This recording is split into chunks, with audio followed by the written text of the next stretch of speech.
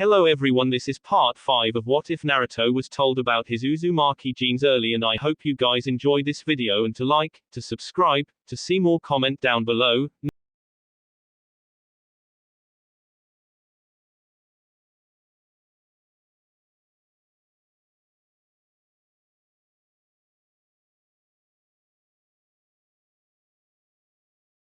Naruto was sitting by the window of his hotel room, alone in the darkness. It was fine, he was used to the darkness. So many times he'd sit through in his apartment, not even realizing that the sun had already set. How disappointing, Jiraiya said as he appeared within the room. Naruto glanced at the Sannin for a moment before looking back outside of his window. The night was truly a peaceful time, perhaps a bit of his favorite time. Back in the hidden leaf, it had been his moment to be free, to feel like that whole of Konoha was off his back. What are you looking for, sensei? I thought I'd see you getting some action, the perverted Sannin said in a sad tone. Like I'd allow you to get that close, Naruto said in a calm tone. Sometimes it is best to just know people, sensei. Friends are not truly bad people to have around. Jiraiya frowned. I think you have a different definition of what a friend is. It is certainly not the same line as I do, the Sannin stated. It was strange to hear from Naruto. On the outward everything looked fine because Naruto didn't avoid people like they were a plague. He actually talked casually and smiled with people, but there was a certain distance that one could not push through. Naruto didn't like going personal. There was always a side of him that he didn't want people to see. A side of him that Jiraiya wanted to know and thought getting closer slowly would change things. It hasn't been working all too well so far. Naruto didn't reveal too much behind that mask of indifference. He had his moments when he let out a couple of things, but it was far and few between the story lines. Far in between for him to piece together. It was almost as if he only released details when he knew you wouldn't be able to make something out of it. That is something else to say, sensei, Naruto said. But to get to know people is a good thing. They may not become your friends, but they certainly become people you can connect with. In your line of work, you cannot do much with those connections. But what would be the use of making connections, in your part, I mean?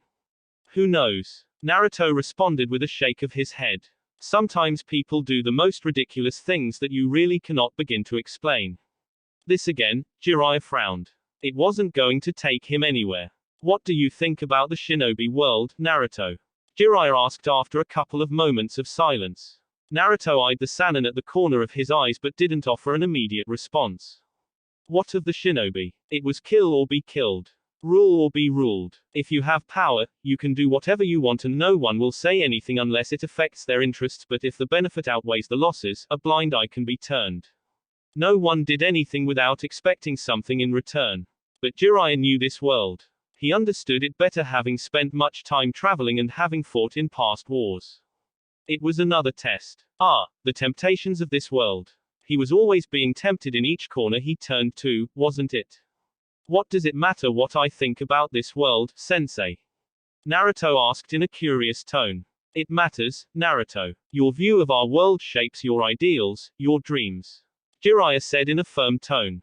Everyone has a thought and everyone wants something. We all have duties to our villages, but we still have dreams. Some shinobi dream nothing but services to their village, Naruto said. He thought of Itachi at this moment.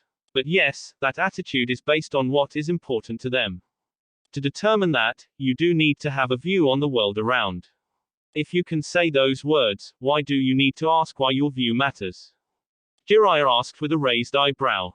Then again, Naruto could simply be speaking his thoughts but not something he actually believes in. This trait bothered him. There were many times he couldn't tell if Naruto actually believed in what he was saying or was simply just saying it. My question was to you, on your personal level, sensei. Naruto said calmly. You can say you need to know because you are my sensei, but haven't you said that a student should always carry the teachings of his master? You get an apprentice to share your dreams and carry on with your will. That has been the desire, hasn't it? It was indeed true. He had shared his dreams with the orphans and he'd heard of the good that they had been doing. It had honestly surprised him. But he had been happy. Yet sad that they ended up dying. In our situation, it doesn't really look like you are doing what I want. You have your own goals, and although you seemed interested in my dreams, you have not made any commitment. Jiraiya started firmly. I am your sensei, I must know where you stand.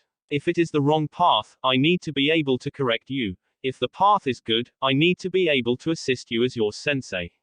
I see, Naruto said. I have wondered, Jiraiya.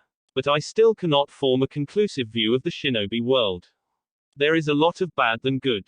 Should I do something about it? Should I simply be loyal to my village and do what is best for it? I cannot yet answer those questions. Naruto shook his head lightly. If you need help with understanding something, please talk to me, Naruto. I know you prefer to figure things on your own, but you have friends, colleagues to help you in such cases, Jiraiya said in a hardened tone, just to drive the message through. I have not been shy in asking questions, Jiraiya-sensei, Naruto said. But I have always decided for myself. It is true that I was close to the Sandaime, but he did not have the same kind of influence on me as you would have on your students. I loved the old man because he loved me. But I formed my ideas depending on how I saw things. Perhaps Jiraiya should have seen this as a red light blinking, but he wanted to have hope. There is nothing wrong with being independent, but be careful. You don't want to stray too far. Without observing and listening to other people, you are likely to cloud your own thoughts and drift away from reality. With my past, I cannot drift away from reality, sensei. I know what is real and what false hope is.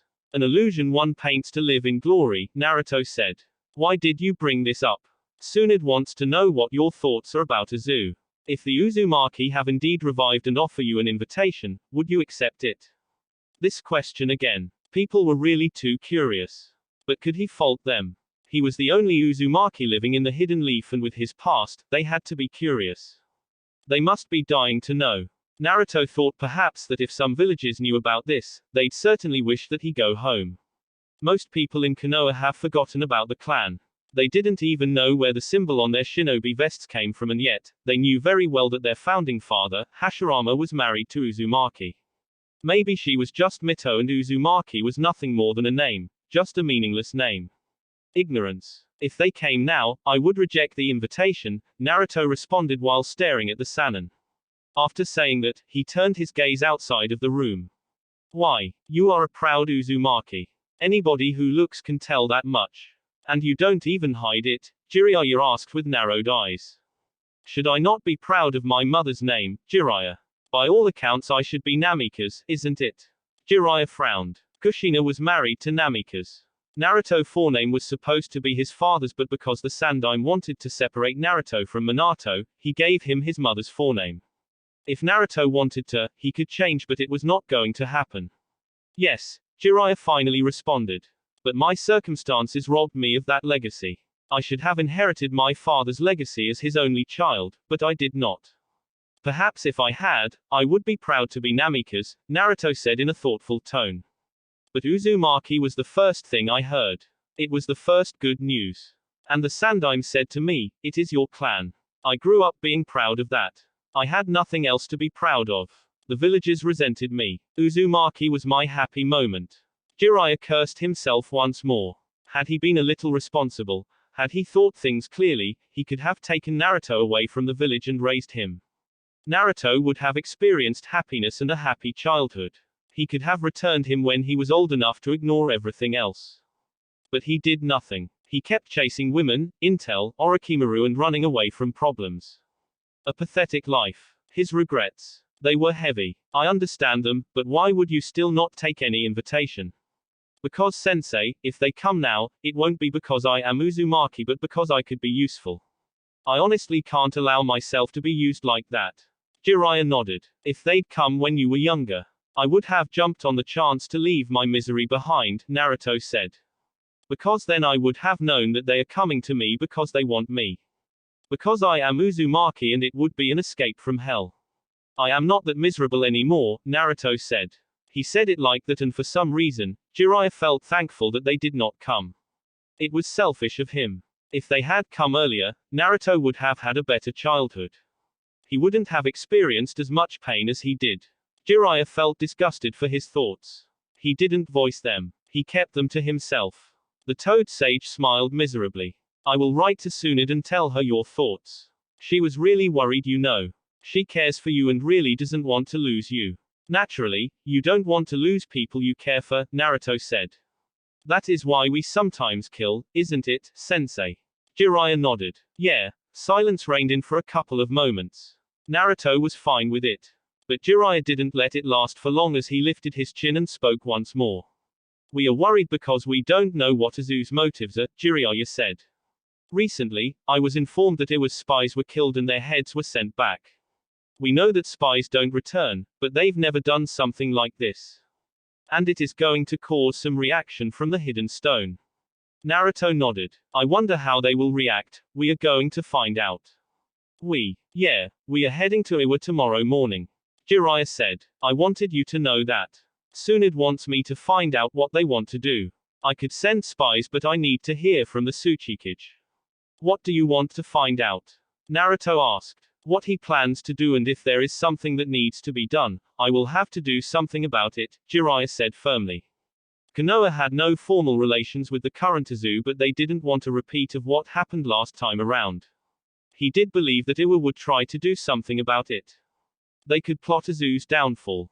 Kiri wasn't being put in the picture because it was currently recovering from its civil war and had closed its doors to focus on rebuilding. They would surely not try to do anything that would attract bloodshed. Naruto merely nodded his head but said nothing about the matter. I guess I should rest and I might have to face Kuratsuki, he said with a sigh. Why do you say it like it's a bad thing? It's not, Naruto said with a shake of his head. She is just a bit of a difficult person. She might be thankful or mad that I tricked her into getting drunk. Either way, you'll get out of it. You continue to overstate my persuasive skills, Naruto said. The following day Naruto wasn't wearing his armor. He decided to put it away. He was comfortable with wearing it, so he would no longer have to adjust to anything when he does have to wear it during battle. In the future, he would have days where he sets out to battle, and in those moments, he would depart wearing the armor, but unless otherwise, he would be dressed a bit formally. He was already away from the hidden cloud, traveling slowly with the Toad Sage. Any reason we had to sneak out of Kumo? Naruto certainly hoped that the Sannin didn't piss off some people and that was why they had to sneak out. Jiraiya responded with a shrug. A force of habit, and I wanted to see if you had it in you, the Sannin said.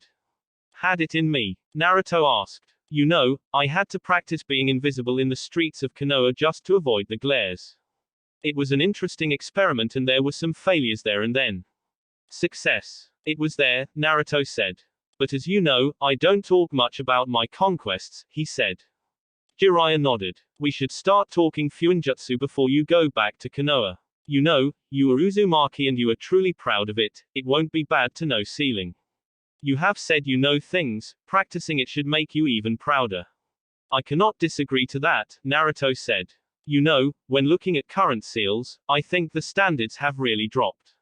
I have been inclined to look at some sealing and say, pathetic. Most of the seals in Konoha were originally developed by the Uzumaki, and when you look at it, there is no other village that can match them. Every village has something that it excels in, and the Uzumaki truly worked wonders when it came to Fuinjutsu. Their skills were just a bit too complex, Jiraiya said. Even though I call myself a Fuinjutsu master, by Uzumaki standards, I am nothing. No need to be bitter about it, Naruto said with a shrug. Where to after Iwa? We will see. If information comes around, we will probably head to either Omegakure or Kiri. Jiraiya said. Konoha Tsunade hated herself for this, but there was just no helping things. She needed to make use of Danzo's services now more than ever. Of course, she couldn't trust him, but she still had to use him. If he does something he isn't supposed to do, she was sacking him. If he did anything treasonous, she was going to hang him while his friends watch. She wasn't going to have him do as he pleases under her watch. Her sensei allowed it and indulged the man. He allowed Danzo to do as he pleases. She would not. Of course, this represented another threat. Danzo could influence things, but there was no going about things without taking the risks. She had Jiraiya to count on if Danzo does something he isn't supposed to do. Given the room, the Warhawk could possibly try to set alight the flames of war for Konoha's gain. Ridiculous. Then again, the Leaf did have that kind of history, and this man really did play some part in it. A corrupted past that tainted the image of this image. Certainly not something her grandfather had envisaged. Nothing in this ever went according to plan. Had things been different, Minato would have still been alive. He would be Hokage and maybe she would still be miserable or just running the hospital. He did have a good future. But that ended. Misery to his son and a great legacy. This village celebrated him as its greatest Hokage, yet it had scorned his very son. The only child he left in this world. That hadn't been the plan. The plan had been to make Naruto a hero, but the villagers had turned him into a villain. Tsunade shook her head. This wasn't something she wanted to be thinking about. The most important thing was that they had an Uzumaki problem. And this was something that could turn the peace they were currently enjoying into a memory. There was a threat, but Tsunade wanted to believe that it wasn't to Konohagakure. If it was to Konoha, they would have to fight to protect this village, their home. She did wonder though, what would Naruto do if Uzu turned out to be the enemy? Would he fight his clansmen? Would he side with Konoha? It was a situation she didn't want to see, but it all depended on Uzu's actions. What the hell is keeping that damn cripple? The Godime Hokage demanded from Shizune.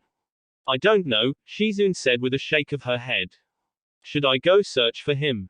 A more fitting way would be to send Anbu to drag him. Tsunade amused herself with the thought. He would certainly not be happy with that action. She wouldn't even be surprised if he marks the Anbu who manhandled him for death in the near future. There was no need to go that far nevertheless. The Warhawk walked into her office, with a pale teen by his side. The Godime glanced at the teenage boy for a moment before looking back at Danzo. He had sent the list of his operatives to her. She had studied the list but hadn't done anything about it or even commented regarding it. He delivered something she could touch. He'd passed the first test. What do you know about Uzumaki? Tsunade asked before Danzo could say anything. That damned village. If Danzo really wished, or if he was the Hokage, he would have already sent people there to determine its motives, strength. If it was dangerous, he wouldn't be against its elimination. If it could be used, he would send shinobi for a takeover mission. But he wasn't the Hokage. This naive woman was the one who was making the decisions. Well, there was also the little problem that he couldn't get information out of Uzumaki. The people he'd sent had been refused entry. They couldn't even get on boats in the first place. If they got in, they would be turned back at the gates. The village truly had ways to keep people out. He wasn't doing everything he could nevertheless.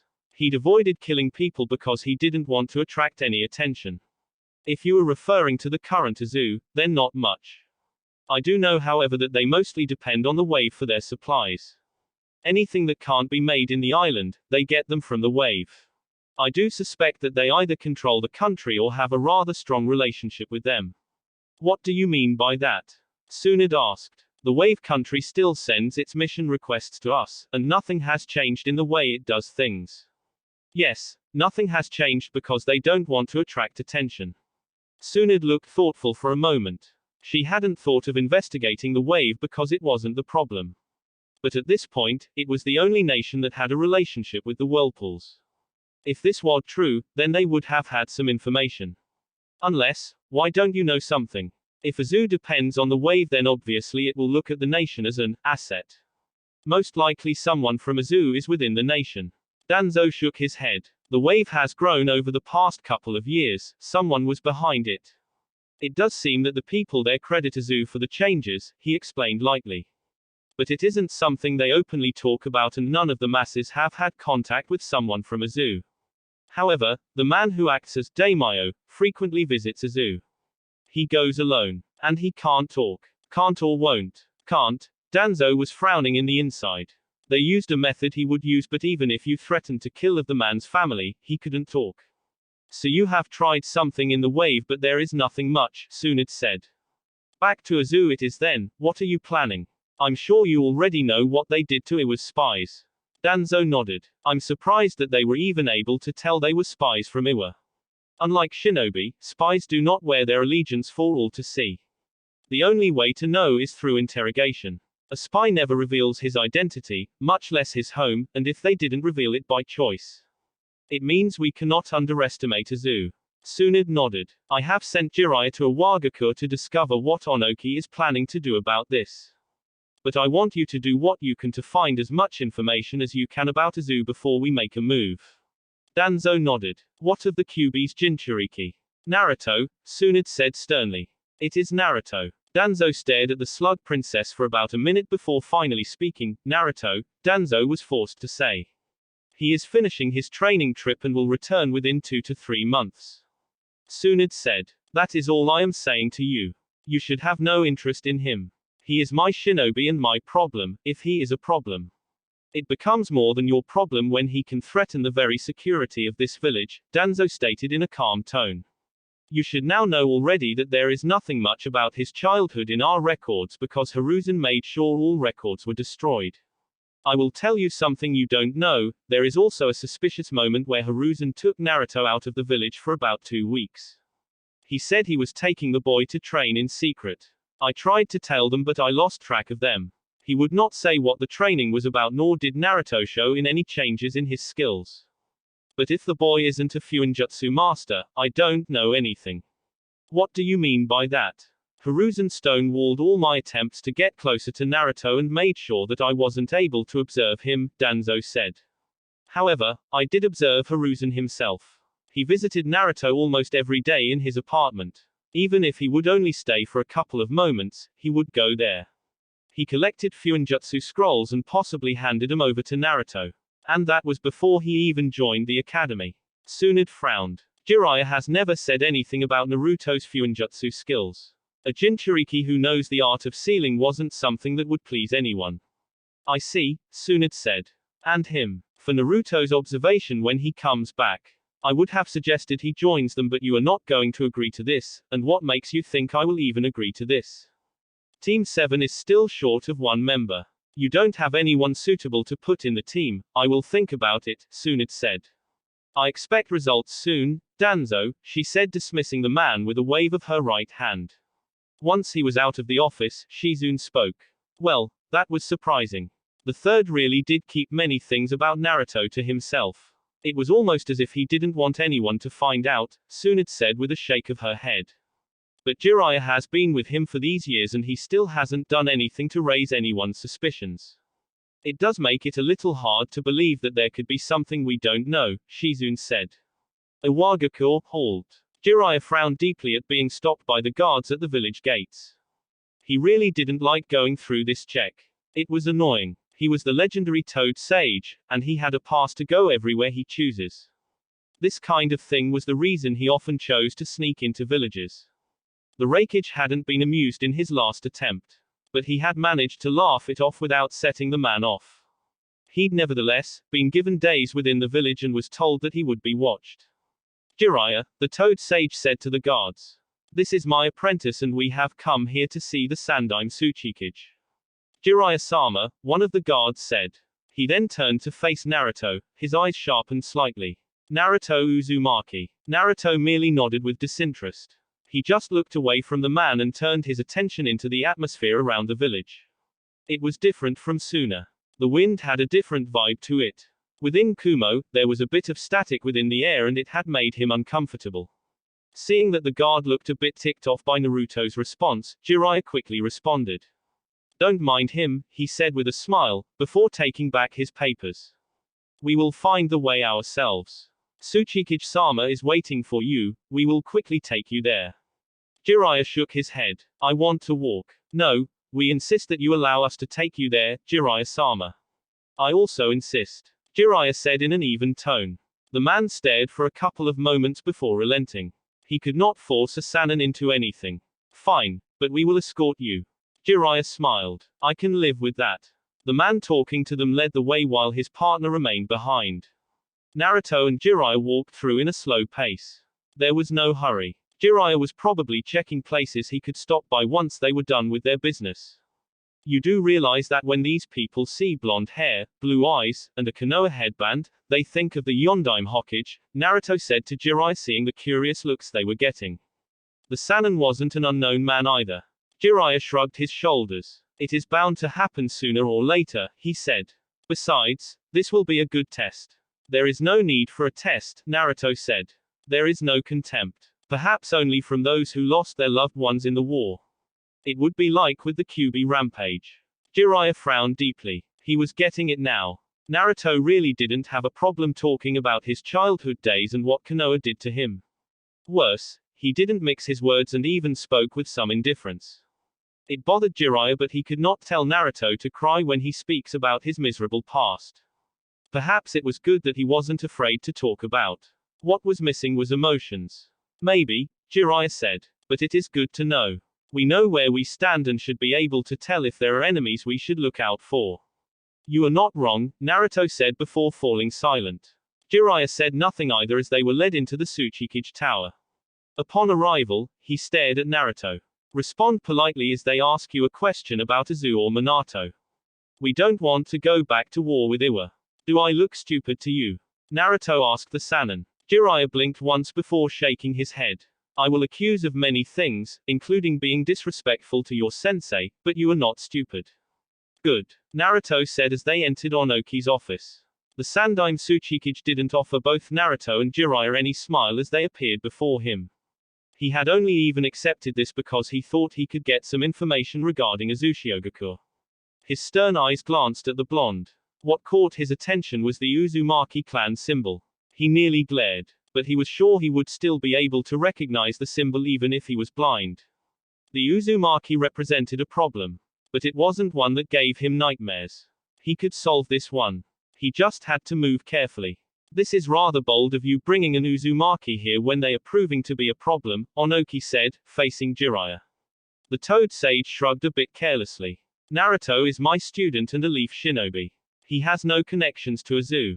But he is Uzumaki. I didn't deny that, Jiraiya said in a hardened tone. Naruto isn't the reason I came here, but his clan is, Onoki interjected before the Sannin could finish. Yes, Jiraiya eyed Naruto. The blonde looked indifferent as always. He was a little thankful for it this time around. We know what they did to your spies. Everyone seems to know, Onoki said. He glanced at Naruto once more. That look was pissing him off, but why was an Uzumaki still running around the elemental nations while his clan was rebuilding?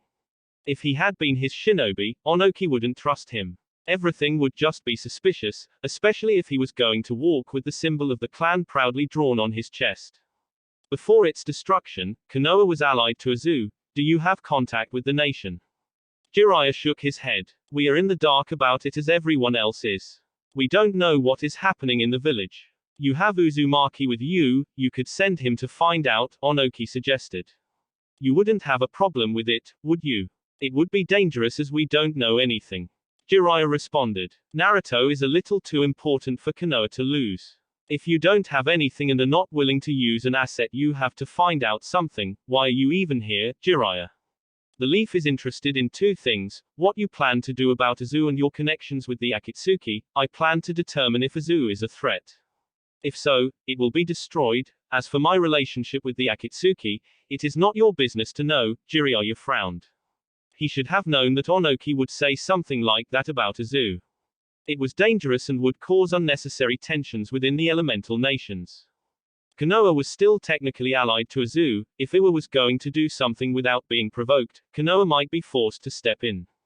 They did nothing while Uzu was being destroyed the first time. They could not sit back the second time. What would the villagers who depend on the Leaf for protection even say? Konoha would lose friends. But if they tried to stop Iwa, it would be war, and that was something they were looking to avoid. What do you have to say about that, Uzumaki? Onoki asked Naruto. The blonde shrugged. Nothing, really, he said with indifference. Oh, I thought you'd say you would fight for your clan, Onoki said. He would have marked the blonde as someone who must be killed if it had come to that. Tsuchikage-sama, I want to courtee. The doors burst open at that moment as Kuratsuki stalked into the room and stared at Naruto. She grabbed him and twisted him around. You bastard. Naruto smiled. It is good to see you too, Kuratsuki. She glared and dragged Naruto out of the office.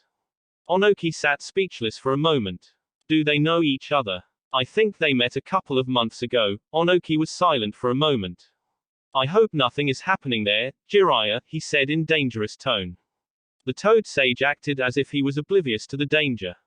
If the young ones find love, it is up to us to guide them in their love rather than stand in their way. I hope you heard me, Jiraiya. I am not losing my granddaughter to Konoha. You have little faith in her. You think she'd be willing to leave Iwa for love? Jiraiya asked. Let us get back to the subject at hand, Tsuchikage-sama. The Sannin gave the old man a stern look. He would not allow Onoki to dismiss him like that when he had clear intentions of destroying another village. This just made him think about what Naruto had said when they were talking about the issue. Iwagakure was going to do the wrong thing, and more to that, this was war. This world didn't need another war. The Uzumaki didn't deserve it. Not after what was done to them in the past. Looking at things, Jiraiya didn't think that Uzushio would have the might to face off against any of the great nations. Iwagakure perhaps by quantity had the largest military power. They had even outnumbered the Hidden Leaf in the past war. Then again, Konoha had been fighting in all wars around that time. The Leaf never missed out on a war. Never. Onoki looked towards the door for a moment before facing Jiraiya. I really don't know what you want to talk about, Jiraiya. If you have nothing to give, I have nothing further to discuss with you. You have indeed said that, but I am concerned about the state of affairs in the elemental nations. That aside, do you really think that Uzu would have the power to invade Iwagakure? Jiraiya asked. Onoki shook his head. They do not, they never did. Despite their power, they never had the power to threaten any village with invasion, but that is beside the point, the Tsuchikage said. If Uzushio seeks revenge, even though it doesn't have the power to attack us, we will do something about it. And if it remains locked down, we will need to see what is happening in there. What do you know? Maybe they are busy building up a military strength. Or maybe they just want to keep out people who only have bad intentions against them and think they have the right to decide who lives and who dies simply because they think of them as a threat. Jiraiya said in a stern tone. Onoki's eyes sharpened. Watch what you say, Jiraiya-san. The Toad Sage shook his head. I am just telling it like it is. Don't forget that Konoha is still technically allied to Uzushio-gakure. If they ask for our help, we would have to respond to their request. Didn't you say you have no relationship with the current Uzu? Jiraiya nodded. But we are making arrangements to meet the leader of Uzushio-gakure to determine where they stand. If we determine that they are a lost generation, we will do something, but if they have no intention of invading any other nation, we can't stand to watch someone attack them. So you are saying that Konoha would be willing to fight Iwagakure? Onoki laughed. In the last war, we outnumbered you. It took the efforts the Yondaime Hokage to end the war. Years ago, you suffered greatly in the Kyuubi rampage. You have lost the Sandaime Hokage, Yondaime, and the likes of Orochimaru since we last fought. Do you think that you can stand in our way? Jiraiya stared at the old man. Regardless of how you look at it, that was a not-so-subtle threat. What are you saying? If we determine that Uzushio is a threat, we will destroy it and anyone who gets in the way, Onoki said in a firm tone. The current leaf doesn't threaten me. I see, Jiraiya said. I really do want you to consider things carefully. An unnecessary war will cause needless bloodshed. You should know better than anyone that war causes pain on both sides. Even if you win, you will lose something. I don't need a lecture about war from you, Onoki said with a shrug of his shoulders. Meanwhile, once out of the office, Kuratsuki dragged Naruto atop of the Tsuchikage tower. She didn't want to be seen with him in the streets, lest people start rumors about it. Civilians had a thing about gossiping and so did shinobi. It wasn't that she paid attention to it. Sometimes you just could not ignore it because people were always around talking behind your back. The black-haired Jonin turned to Naruto with a glare on her eyes. She really wanted to pounce on him and beat the crap out of him for doing what he did and then disappear just like that without even saying a word to her. She had searched through the town, looking for him, but there was no sign of him. She had come to realize that he had disappeared from town with his sensei. Bastard, she had been afraid when she woke up in the morning. Had something happened to her? Had he not touched her? Relief had washes over her like a tonic when she had come to realize that she was still intact. There had been nothing out of place. It had been strange, for someone who had been acting like a pervert, why didn't he? It wasn't that she wanted him to do anything. Getting drunk hadn't even been part of the plan. She was never going to drink again. Not like that. You disappeared without saying a word. I am here now, Naruto said with a small shrug. It would have been painful if I had taken advantage of you after getting you drunk. But I don't swing that way. Despite everything, I have some moral integrity. Kuratsuki snorted. What do morals have to do with being shinobi? Naruto eyed the woman. Shinobi are still people, you are a kunoichi, it doesn't mean you must lose all sense of right and wrong because of that. You sound like an idealist, Kuratsuki said with a shake of her head. But you got me drunk, I did, Naruto said with a smile. But that had been because you thought you could get me drunk and get information out of me. Admittedly, if you had done that and worked on your seduction skills, I might have spilled. I do have that weakness, he said in thought. I don't have any seduction skills. I was certain all experienced jonins who sometimes work undercover are taught those skills. Then again, you are not that type, Naruto said. You shouldn't have been too confident in your ability to lie. I didn't know you were that good even after drinking so much, Kuratsuki said. It did sound like you knew about me. Then again, I should have known it when you called me by name. It happens, Naruto said before turning to look at Kuratsuki in her eyes. It seemed like you didn't tell your grandfather about our encounter.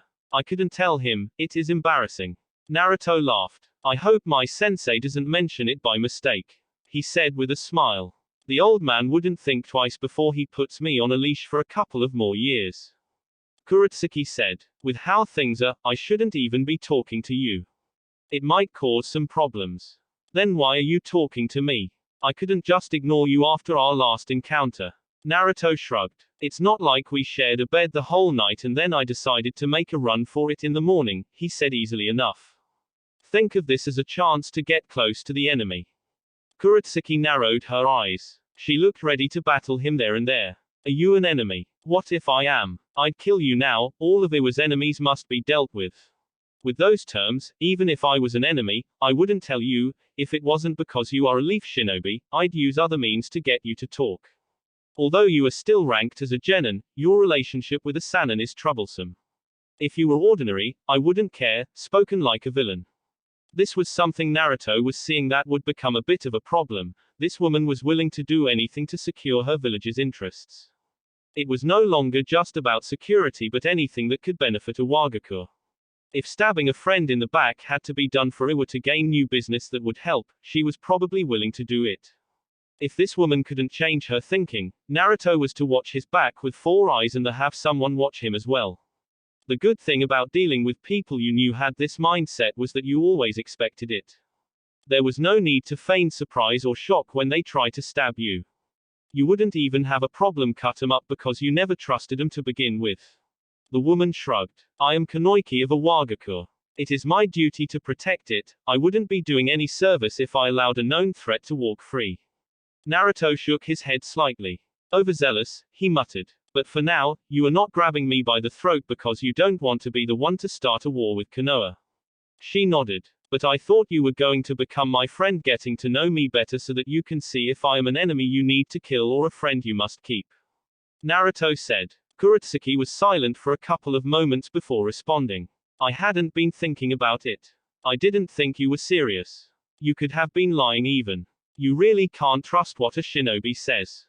You can't trust a Kunoiki either, he said. You continuously lied with a straight face. I was honest with you and even treated you well after you got drunk. Don't try to make me feel bad for you, I'm just stating the obvious, Naruto responded calmly. It is up to you to decide how you take that. But hopefully, you take my offer and decide to be a little honest. Until then, Naruto turned away to leave. Kuratsuki grabbed him, to stop him from leaving. Wait, she said. She cursed herself for sounding a little desperate when she spoke that word. She quickly shook off the look on her face and stared into the back of the blonde. She would not show any weakness. Naruto looked into the heavens with a smile. Kirigakure, the hidden mist, his former home, a land that was once blessed with so many bloodlines. Yet, the normal people saw them as curses. They saw them as stains that needed to be removed from the world. They had been driven away and the village plagued into a civil war. Kiri would certainly be a very powerful nation if it wasn't because of its bloody past, a past that Haku had somehow managed to escape from with the help of his former master. Haku really did miss the man. He had died being useful. But he was alive again. Someone had been sacrificed for him to return to life. And he had been shown his master's actions upon being shouted at by Naruto. Oh, what a good person Naruto had been, on the outside it seemed. Deep inside, there had been a mystery. But not everyone seemed to be aware of it. This was his second chance to live. To do things differently. To make something out of his life. But he had another master, the Emperor, the person who gave him this second life. You really look like you are lost in thought, Gurren said to Haku. They were being escorted towards the Mizukage's tower by 2 shinobi and along the way, the ice user hadn't said a damn thing. Haku glanced at Gurren with a smile. I was just thinking about the past. Past. Gurren frowned at the thought. Her past was with Orochimaru. That sadistic bastard. She smiled bitterly at the thought. Wasn't she like him in that regard? In any case, she had ended up leaving. She had escaped him. Yukimaru was the reason. Perhaps it was the guilt, a ridiculous feeling. Gurren had never thought she would be able to experience it. But she had grown attached and her master had gleefully said he knew it would happen. She was no longer needed there. He had found a new host who was admittedly better than her. Yours was a roller coaster, Haku said of Gurren's past. I don't know much about yours. We have different positions. But once we are done, we will work closely together, you'll learn a couple of things, Haku said. I am going to be removed from my post. Gurren was a bit alarmed by this. She loved her current job regardless of how tiring it was. There was danger, but being a kunoichi was danger to begin with. Not necessarily, but you won't take on as much responsibilities as you do now, Haku said. They are still busy fixing up everything on their part. And some people are still busy with training. Once that is done, they take over. And what are going to do? Work closely with His Majesty, Haku said. We'll also be his guards when he travels outside of Uzushio. What of those two? Oh, those two, the job isn't to protect His Majesty, but they have other roles, Haku said. I actually come from this village. But I left when I was younger. It was a long time ago. Is that one of the reasons you were sent? Likely, Haku said with a nod. I'm going to be the representative and you will be my guard.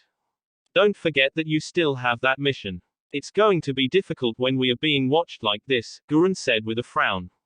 And we have to leave before the day ends.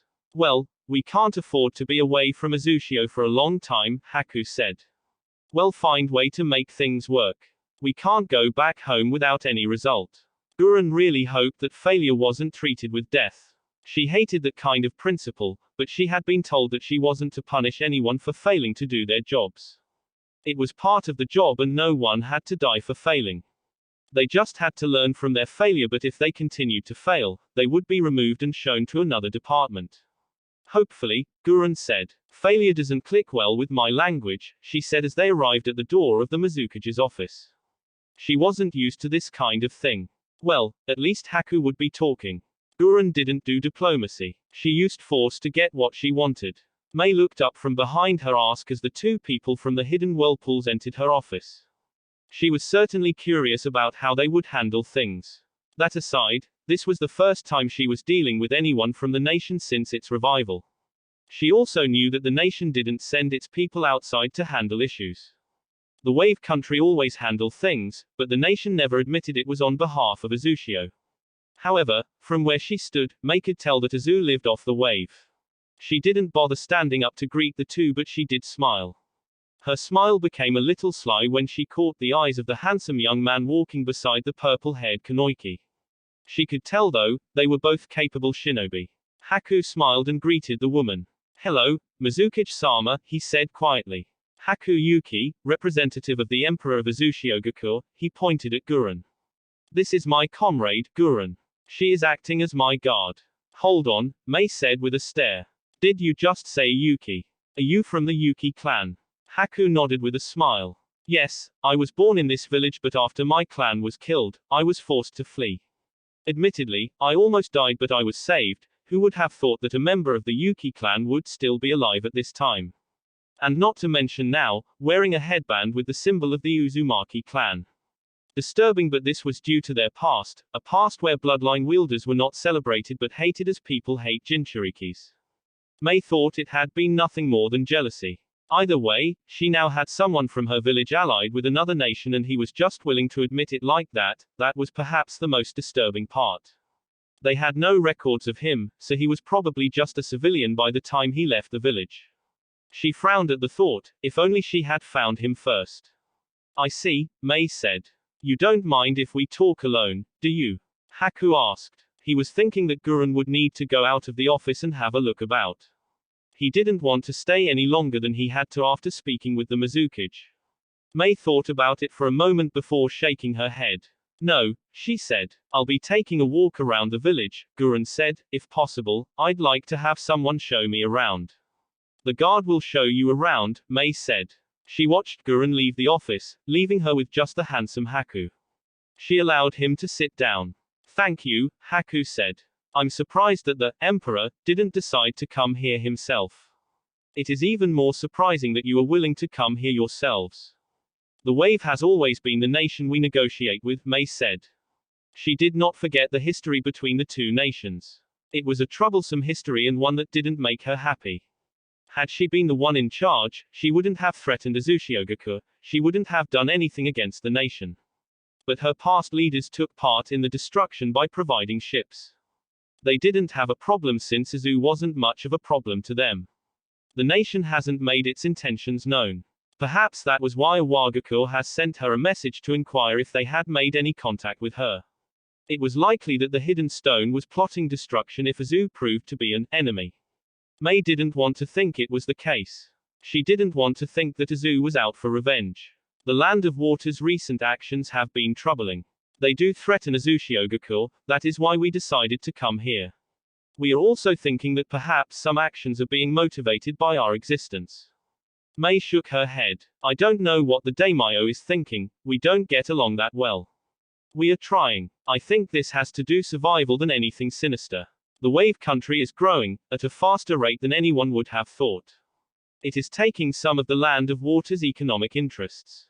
For our own survival, we have to take measures to ensure that our own futures are secure. Haku smiled. He seemed relieved more than anything. I'm glad. Mei tilted her head to the side with a raised eyebrow. Glad. Haku nodded. I am glad that it is something that can be resolved in simple matters.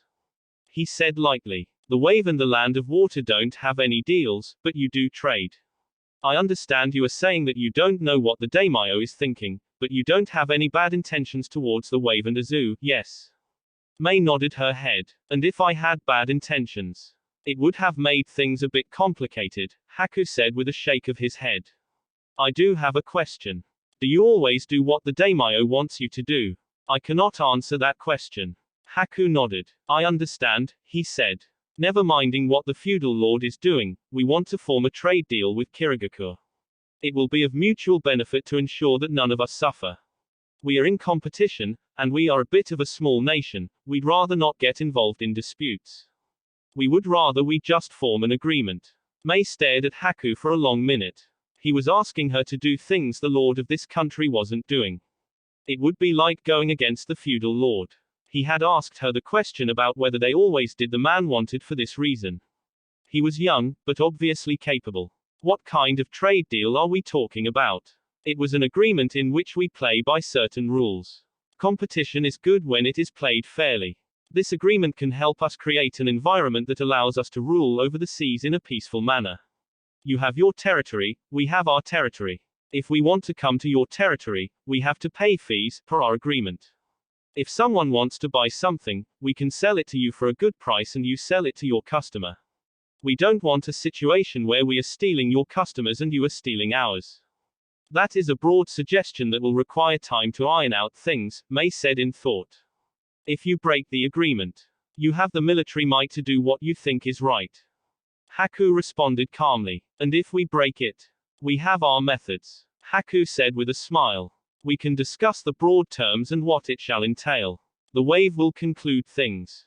Mei shook her head. I'm not signing anything with the Wave, I am talking to Izu, now, am I not? Then my agreement isn't with the Wave but with Izu. Haku looked thoughtful for a moment. He could see what she was trying to do. A relationship between the two nations would be formed because of such an agreement. But the decision was not for his to make. I will have to consult with the people back at home to see what they have to say. You have to understand that as things stand, we have no formal connections with any hidden village. To break away from that, changes everything for us. And only the Emperor can make that decision. I understand, but that is the only way you are getting an agreement with me. Haku nodded. Are you still willing to discuss the broad terms? Yes, but I am still not agreeing on anything. Earth Country Jiraiya was stalking out of Iwa with giant footsteps. He looked like he had one unpleasant meeting with the Lord of Terror or he had just been told to cut off his ties by his beloved mistress. They stepped out of Iwa and the man didn't say anything until they could no longer see the hidden stone. I really need to find a town and just sit back with alcohol beside me, the Sannin grumbled in a stern tone. Now, sensei, you really don't want alcohol to be the tonic to your problems, Naruto said. Jiraiya glared at Naruto. then snorted. Says the brat who consumes alcohol like it is water. Worse, you drink alone while sitting in a dark little corner. I don't do it to forget about problems, Naruto said. Jiraiya shrugged. The fact is you drink, you should not be telling me to stop, he eyed the blonde. And I doubt your reason is truthful, Naruto looked shocked. You now doubt my word, sensei. We really need to sit together for a soul-searching mission to ensure that we get this mistrust out of the way. You'll probably be shrugging all the way. Naruto thought about it for a moment before nodding his head. You are probably right, he said. I guess things didn't go well. Not as bad but it could be, Jiraiya said in a serious tone. How bad? I knew Onoki was a stubborn old man but I didn't think he was this stubborn. He wouldn't listen to a word I say. It was difficult getting a message across that thick head of his. You should have seen him, Naruto. If I hadn't been firm, you would have to worry about your clan. He says if he determines that Iwagakure is a threat, he is going to destroy it. He wouldn't listen and he really has a narrow definition of what a threat is. Naruto looked thoughtful for a moment before shaking his head. People can disappoint you sometimes, sensei. You cannot always predict their movements. They are troublesome. Yeah, Jiraiya agreed. He is willing to wage war against Konoha if it defends a zoo. He even brought up the last war. A war isn't what I want. But Iwagakure seems more than willing to drag us into war. A war against Iwagakure. It was going to be another bloody massacre. People would die. Lives would be lost over the quest to destroy a zoo. Simple-minded fools. Naruto couldn't understand the mentality behind that reasoning. He would never comprehend it. It was nothing more than a perverted thirst for destruction. Konoha could not afford to go to with Iwagakure. The leaf was powerful but an all-out war with the hidden stone would leave it massively weakened. It wouldn't be any surprise if any other village decides to take advantage of the situation. Iwa has been rebuilding since the last war and it had 2 fully experienced Jinchurikis. That is indeed a troublesome situation, Naruto said with a nod. Tsunade will certainly be left fuming over this attitude. Jiraiya nodded. But at least I managed to get him to chill until Konoha has tried to develop some contact with a zoo. It will still be difficult to tell if he will keep his word. Shinobi are liars after all, Naruto said. Agreement signed can always be torn apart. The very thing that is wrong with our world, Jiraiya said. I wonder when it will change, Naruto. People do whatever they want without suffering any consequences. It was a free world. The strong ruled. The weak simply had to look away to avoid destruction. Sometimes even they have yet to do anything. Their lands are used as battlefields. In that time, innocent people die. Shinobi rape and take food from innocent civilians. It was war. Anything could happen. Just making it out alive was all that mattered. It didn't matter if you lost all of emotions and moral integrity. Naruto shook his head. He wasn't the one who to speak about emotions. Perhaps I might join you for that drink, sensei. And we can talk about this. Jiraiya grunted. How did things go at your side? Not bad, but that woman is willing to stab friends in the back for the sake of pushing forward the Iwa agenda, Naruto said with a shake of his head. However, the human emotion is something curious. Because of emotional attachment, there are some things that you really cannot do. And even if you try to do, you hesitate. That moment can save a life. And is it all that you are looking for? It is easy to come to an agreement over something with someone you are emotionally attached to, especially if it is a case of war and you both want to survive. Jiraiya couldn't fault Naruto's words. It was perhaps something he could very well agree on, that was kind of thing that could even help them avoiding a war. Is that the same attitude you take with Temari? Naruto shook his head. Temari is an honest person who wouldn't stab a friend in the back. To be quite honest, I did enjoy my time around her, the blonde admitted in a calm tone. That was a reality that he had to face. Although he didn't want to get too attached because of his own associations, Naruto did realize that he couldn't deny himself an opportunity to be a friend to someone. He was a friend to her brother but not to her, was he? Naruto shook his head. He would see what happens the next time he does see her. Jiraiya smiled. You know, it isn't wrong to fall in love sometimes, the Sannin said. You're still young. You can love, get married and have children. I certainly wouldn't want you closer to my children. I'm certain if I have a daughter, you'd already be measuring just how much of a beauty she would be in the near future, Naruto said with a pointed look. You really wound me, Naruto, Jiraiya said with a hurt look on his face. Have you no faith in your sensei? Naruto shrugged. When you start acting like you can be trusted, maybe I will have some faith you, he said. You are talking about me, what of you, sensei? You can still love. Is your heart so wrapped up around Tsunade's chest that you cannot look elsewhere? Jiraiya frowned. It isn't her, he said. Regrets? What a miserable man you are, sensei. Naruto said with a shake of his head. He then smiled. Well, we are both miserable people, for different reasons. Perhaps this is why we are able to get along. A sadist will surely find comfort in the presence of another sadist. In the sea, the ship was heading out of the land of water, going back Azu. Haku was standing by the deck, watching the waters with an expressionless mask on his face. He had seen his former home.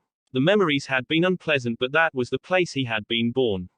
It looked so peaceful. He really wished he'd been born in this age. Perhaps he would have experienced a better childhood. Better memories. He did wonder though, would Uzushio end up fighting Kiri over the past? Haku hoped not. Kiri was peaceful now. It had already seen too much bloodshed. And the Mizukage seemed like a good person. No, she was a good person. Haku was certain that the Emperor would like her. But when would they meet? You're gonna end up falling over the sea, Gurren said as she walked over to Haku. Did things not go well? It took a couple of moments before Haku could respond to Gurren. It went well. He glanced at the purple-haired woman before looking at the water below. Just how deep was the water? If you fell, you'd suddenly be crushed by the pressure of water. Then why do you look so gloomy? Thinking of being shinobi of the hidden mist. Haku shook his head. Death will separate me from my master, he said.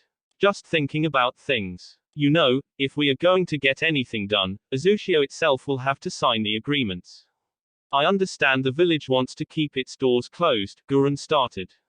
Is it the past? There is that, but what do you think when we open our doors to Kiri? Gurren thought about it for a couple of moments before frowning. She worked with security, she should know.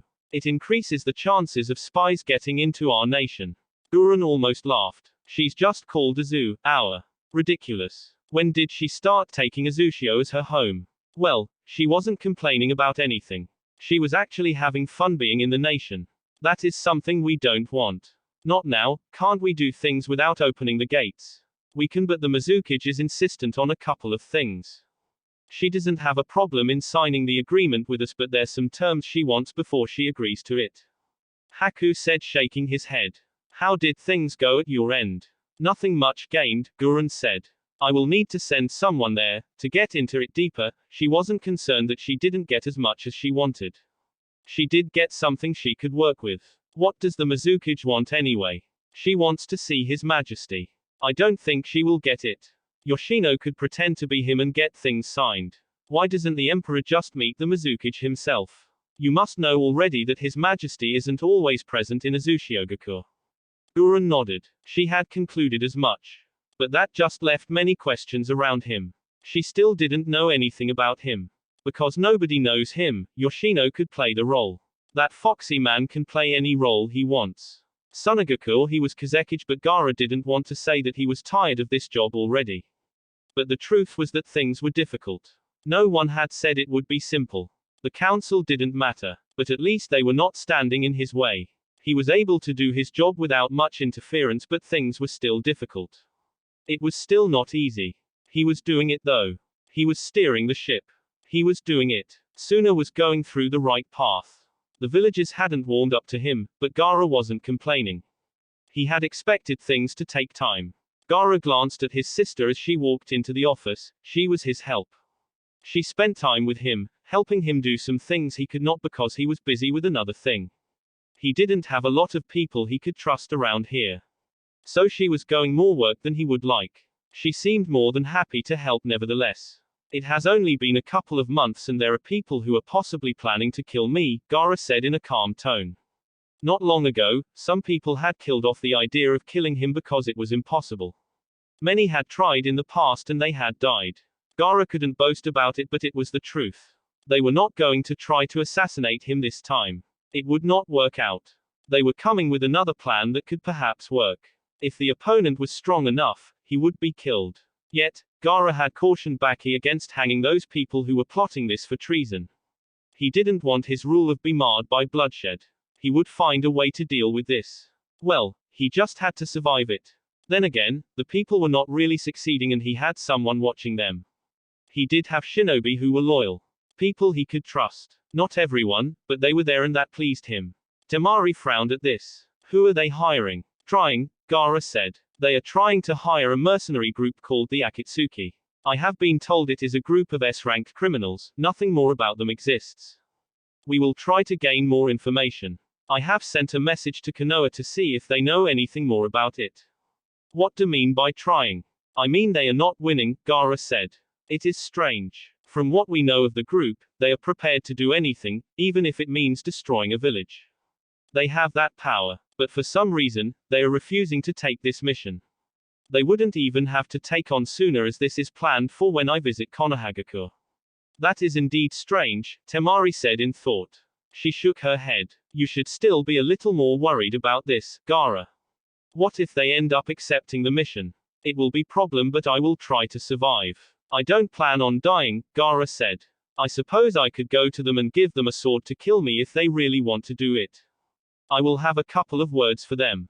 You are not going to do that. Gaara managed a tiny smile. I still have to figure out something before I head to Konoha. He said. Naruto still hasn't gone back, has he? Temari shook her head. No, she said. That's a pity, Gaara said.